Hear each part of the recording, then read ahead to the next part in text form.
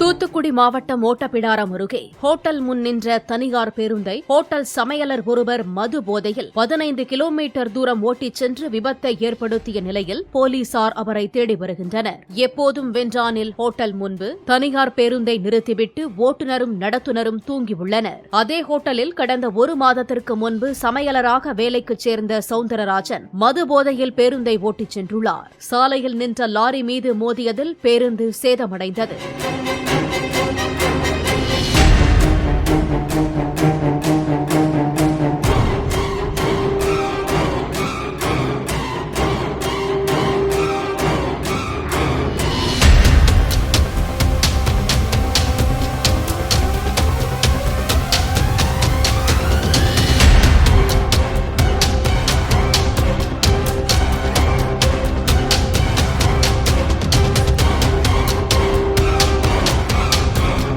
Play store மற்றும் app ஸ்டோரில் இருந்து பாலிமர் செயலியை QR கோடு மூலம் பதிவிறக்கம் செய்யுங்கள். செய்திகளை உடனுக்குடன் பெறுங்கள்.